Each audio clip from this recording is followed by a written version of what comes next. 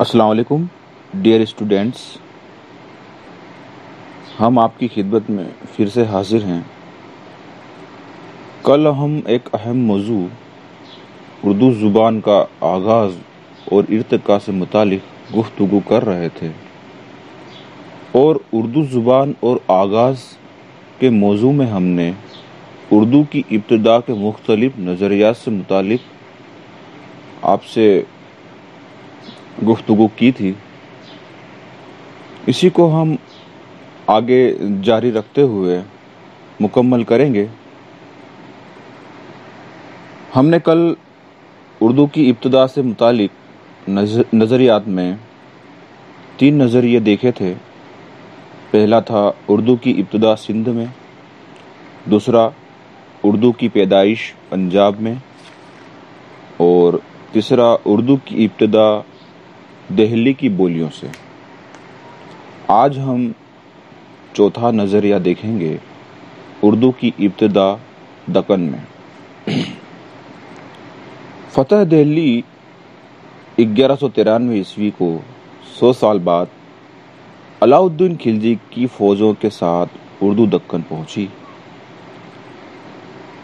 اس کے کافی عرصے بعد محمد تغلق نے دیوگری کو دولت آباد کا نام دے کر اپنا پایا تخت بنایا۔ اس نے دہلی کی تقریباً کل آبادی کو حکماً دولت آباد میں منتقل کر دیا۔ سپاہیوں اور شاہی ملازموں کے ساتھ اہل حرفہ، علماء، فقہ اور صوفیاء بھی بڑی تعداد میں دکن پہنچے۔ صوفیاء نے اس زبان کو دین کی تبلیغ اور اشاعت کا ذریعہ بنایا، اور اس زبان نے وہاں قابل ذکر ترقی کی۔ اس لیے بعض اہل قلم نے یہ خیال ظاہر کیا کہ اردو دکن میں پیدا ہوئی، کیونکہ مسلمان اولاً علاقہ سندھ کے علاوہ مالابار، کارومنڈل پر بھی نمودار ہوئے تھے۔ ان عربوں اور مقامی باشندوں کے درمیان میل جول اور سماجی رابطہ کی وجہ سے ایک نئی زبان وجود میں آئی، جو موجودہ اردو کی قدیم شکل تھی۔ دکن میں اردو کے مصنف نصیر الدین ہاشمی اس خیال کے ہم نوا نظر آتے ہیں۔ وہ اپنی کتاب میں لکھتے ہیں، بعض علماء اردو کی پیدائش علاقہ سندھ کو بیان کرتے ہیں۔ اگر اس حقیقت کو تسلیم کر لیا جائے تو پھر مالابار کا علاقہ بھی کھڑی بولی اردو کی پیدائش کا خطہ کہا جا سکتا ہے، کیونکہ فتح سندھ سے بہت عرصہ بیشتر اس علاقے میں عرب آباد تھے۔ عزیز طلبہ، چند سال قبل بنگلور کی ڈاکٹر آمنہ خاتون نے دکنی کی ابتدا 1970 کے نام سے ایک کتابچہ شائع کیا، جس میں انہوں نے دکنی کو اردو سے ایک علیحدہ زبان قرار دیا۔ ان کے خیال میں دکنی نہ تو دہلی میں بولی جانے والی زبان سے ماخوذ ہے، اور نہ ہی وہ کسی دوسری جگہ سے چل کر دکن پہنچی، بلکہ اس کی ابتدا سرزمین دکن سے ہوئی اور یہی نشو و نما پا کر پروان چڑھی۔ ڈاکٹر آمنہ خاتون کے خیال کے مطابق مسلمانوں کے دہلی پہنچنے سے کم از کم 550 سال پہلے سے دکن میں مراٹھی زبان میں عربی، فارسی کے الفاظ آمی جیسے ایک دکنی کی داغ بل پڑنا شروع ہو گئی تھی۔ اردو کے دکن میں پیدا ہونے کے نظریے کسی بھی طرح قابل قبول نہیں ہو سکتا۔ یہ نظریہ قابل قبول اس لیے نہیں ہے کیونکہ جنوبی ہند کے بحری راستوں سے جو عرب یا مسلمان دکن میں آئے ہیں، ان کا زیادہ تر سابقہ ڈراویڈی خاندان کے زبانوں سے، خاص طور پر ملیالم، تامل اور کنڑ یا ان کی قدیم شکلوں سے پڑھا۔ ڈراویڈی زبانوں اور عربی جو ایک بالکل علیحدہ لسانی خاندان سے تعلق رکھتی ہیں کے میل سے ایک ایسی زبان معروض وجود میں آنے کی بات سوچنا جو ایک تیسرے لسانی خاندان ہند آریائی سے تعلق رکھتی ہو، محض قیاس آرائی ہو سکتی ہے۔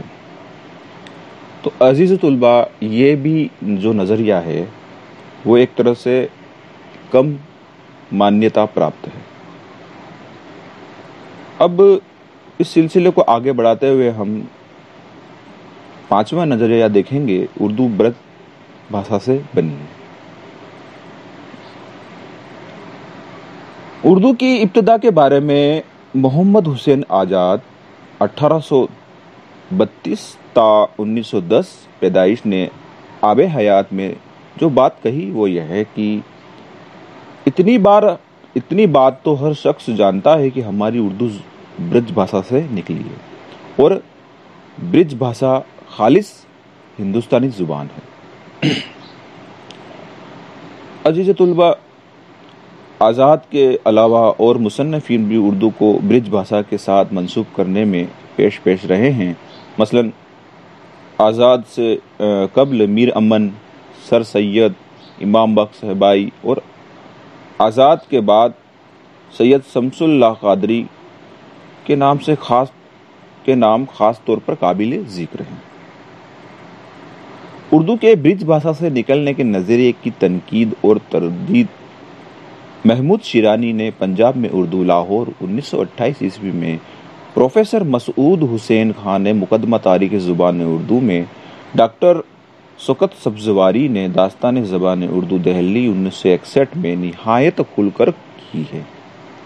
ان محققین نے برج بھاشا اور اردو کی تقابلی مطالعے اور لسانی تجزیے سے یہ بات پایا ثبوت کو پہنچا دی ہے کہ ان دونوں زبانوں میں ماں بیٹی کا رشتہ نہیں بلکہ بہنوں کا رشتہ ہے۔ اردو کے برج بھاشا سے نکلنے کا لسانی جواز تو کوئی نہیں ہو سکتا، تاہم آزاد اور اردو کے بعض دیگر مصنفین کے ذہن میں یہ خیال دو وجہوں سے پیدا ہوا ہوگا۔ اول تو برج بھاشا کی امتیازی حیثیت اور غیر معمولی اہمیت و مقبولیت، دوسری آگرے کا پایا تخت ہونا۔ برج بھاشا کو نواں دہلی کے سب بولیوں میں ایک خاص مرتبہ حاصل تھا، لہٰذا آزاد کا اردو کو برج بھاشا کے ساتھ منسوب کرنا کوئی تعجب خیز بات نہیں ہے۔ پروفیسر مسعود حسین خان نے یہ بالکل درست فرمایا ہے کہ آزاد نے محض روایتاً برج کو اردو کا ماخذ بتایا ہے۔ اس نظریے کی بات کریں تو محمد حسین آزاد کے اس نظریے کو بھی کم لوگوں نے ہی قبول کیا ہے۔ اسی کڑی میں ہم آگے بڑھتے ہوئے چھٹا نظریہ اردو کا آغاز کھڑی بولی سے ہوا پر چلتے ہیں۔ عزیز طلبہ، اردو کے آغاز سے متعلق ایک اور نظریہ اردو کی کھڑی بولی سے بننے کا ہے۔ ڈاکٹر شوکت سبزواری، ڈاکٹر سہیل بخاری اور ان کے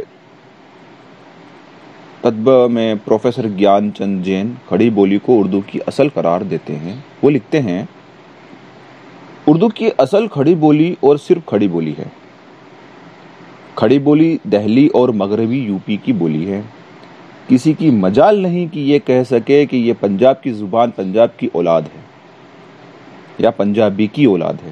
اگر کھڑی بولی پنجابی سے نہیں نکلی ہے تو اردو بھی پنجابی سے نہیں نکلی۔